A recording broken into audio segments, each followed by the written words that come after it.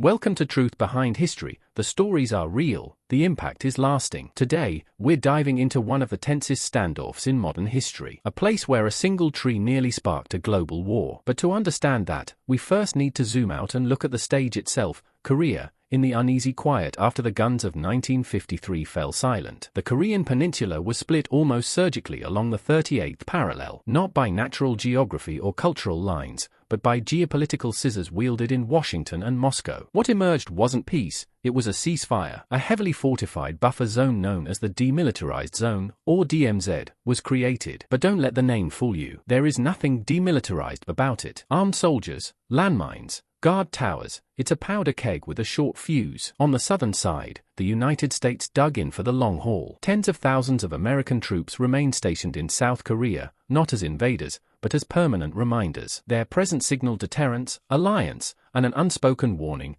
push this line, and we respond. And then, there's the symbolism. The DMZ didn't just divide a country, it became a concrete metaphor for the Cold War itself. East versus West, communism versus capitalism, ideological warfare etched into the soil, guarded by men with guns. Every blade of grass in that zone whispered tension. Every glance across the border risked misinterpretation. So imagine, if you will, standing at the edge of that line. Two sides locked in a stare-down for decades, where even the smallest motion might be read as a threat. This was not just a military zone, it was a psychological chessboard, where perception could be as deadly as a bullet. And it's here, under this cloud of pressure, paranoia, and power, that a seemingly routine act would set off a chain reaction. That act? Cutting down a tree. Stay with me. Now let's talk about the spark that nearly ignited the fire, an incident so bizarre and tragic, it sounds like political satire, but it's painfully real. August 18th. 1976, a team of American and South Korean soldiers is sent into the Joint Security Area, the JSA, a narrow corridor inside the DMZ where both sides technically coexist. Their mission? Trim a tree. That's it. A tall poplar tree had grown so large, it was obstructing the line of sight between checkpoints. A simple visibility issue. Routine maintenance. Harmless, right? Wrong. As the team began their work, under broad daylight, and in full compliance with agreed-upon protocols, they were approached by North Korean soldiers. At first, it was just confrontation, but in moments, it turned into a coordinated ambush. Without warning, the North Korean troops attacked. Armed with axes, yes, literal axes, they brutally killed two American officers, Captain Arthur Boniface and First Lieutenant Mark Barrett. No shots fired, no diplomatic pretext, just raw, unprovoked violence. But here's the thing. This wasn't just about a tree. This was about tension, about constant surveillance. Imagine trying to do your job while your enemy watches every move with binoculars, cameras, and loaded rifles. Every inch of that zone is under a microscope. One twitch, one raised voice, and the whole system shudders. The tree trimming took place in that pressure cooker, where every movement had to be choreographed and measured, yet anything could still erupt without warning. So when those axes fell, they didn't just cut through flesh, they slashed straight through the illusion of stability in the DMZ. But instead of immediate war, something stranger happened. A response so calculated and overwhelming, it deserves its own chapter. And that chapter is Operation Paul Bunyan.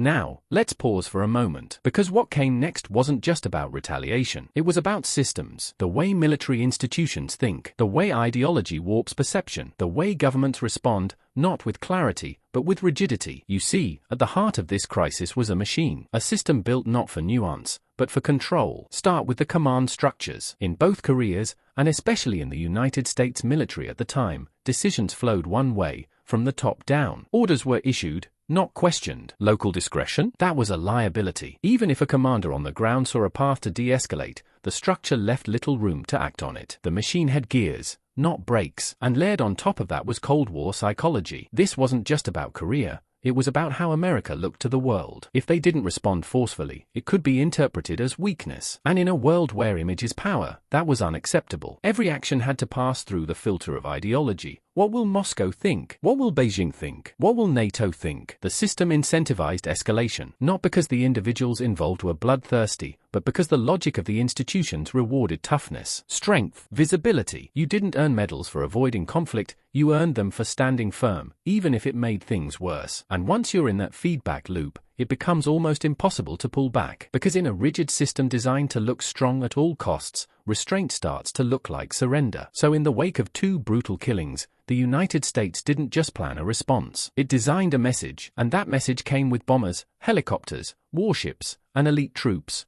all mobilized to cut down a tree. Let's talk about Operation Paul Bunyan.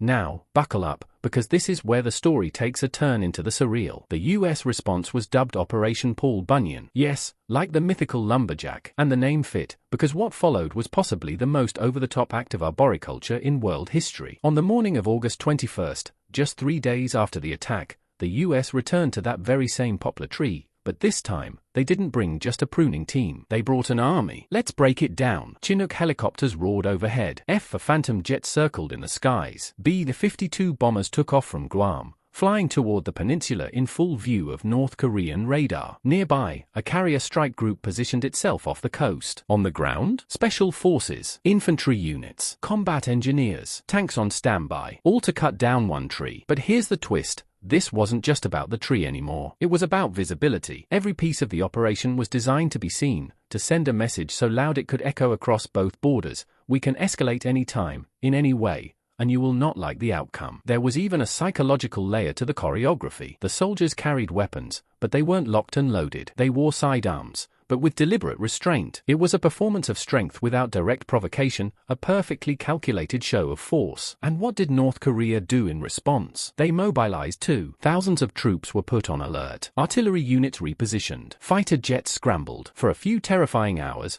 the world held its breath. The Korean peninsula stood on the edge of full-scale war, all over a tree. But then, it didn't happen. Why? Because Paul Bunyan wasn't just about retribution, it was about deterrence. And it worked. So now, let's talk about what this operation actually revealed, both in the moment and in the long arc of history.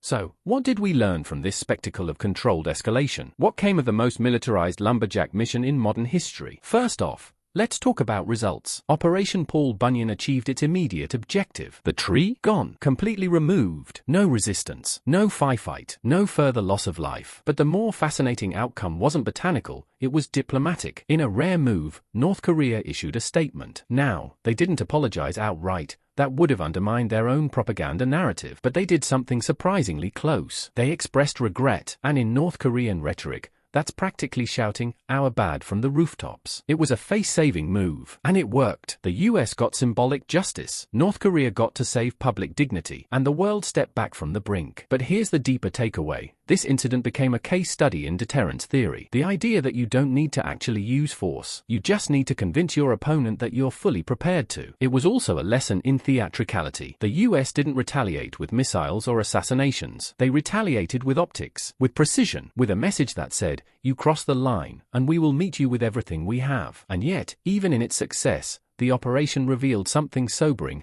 just how close the world was to war over something so small. A tree, a patrol, a misunderstanding. Because when systems are wired for escalation, it doesn't take much to light the fuse. But what if those systems themselves, how we build them, how we run them, are part of the problem? Let's go deeper into that on the next slide. Let's pull back the curtain a bit more, not on the soldiers or the jets, but on the structure that made this entire event inevitable. Because here's the truth. Operation Paul Bunyan wasn't just a response to violence. It was a product of deeply embedded systems, of power, fear, and institutional overreaction. Think about it. Why did things escalate so quickly over a tree? Why were world powers even in a position to send bombers for landscaping? Because centralized systems, especially in military and political hierarchies, are built on signals. If you're in charge, your authority only holds if others believe you'll act. That belief, sometimes more than actual action, is what maintains the system. But it also chains you to a script. And fear? Fear is the fuel. North Korea feared losing face. The US feared appearing weak. Both sides were afraid of miscalculation, but also afraid not to respond. It's like two men standing on a cliff, daring each other to step back first, but knowing if either flinches, their own system might punish them harder than the enemy ever could. What we see in Paul Bunyan is an overreaction, yes, but it's also a logical outcome in a system that punishes restraint and rewards posturing. Once the gears start turning, even rational leaders get swept along. And let's not forget how this ripples out. The same structure that led to this incident exists in many other forms: financial systems, intelligence networks, bureaucratic machines. Once central planning takes the wheel, individual judgment often gets left in the dust. So what would an alternative look like? More flexibility? Decentralized decision-making? Maybe a system that encourages creativity over conformity, de-escalation over dominance. But that's a conversation for another time. First, let's look at the big picture, because if there's one thing this incident proves, it's that in the world of geopolitics, even a tree can become a weapon. Let's bring it all together. So, what's the lesson here? What are we really supposed to take away from a story where a poplar tree nearly triggered World War III? Here it is: systems create scripts. When structures are rigid, when authority is centralized, and when incentives reward escalation over restraint, then even the smallest act can become a spark. A soldier trims a branch, and suddenly entire military-industrial complexes spring into motion. Not because anyone wants war, but because the system is built to react that way. The poplar tree incident and Operation Paul Bunyan show us that history isn't just shaped by leaders or nations. It's shaped by the frameworks we operate in, by protocols, by institutions, by incentives that often make conflict seem logical, even inevitable. And yet, within these systems, human agency still exists. Someone chose to attack with axes. Someone chose to send bombers instead of bombs. At every stage, individuals were locked in a dance with the system around them, some resisting it, others reinforcing it. This isn't just a Cold War relic. It's a mirror, because today, we still live in a world governed by scripts, economic, political, even social, that tell us how to respond,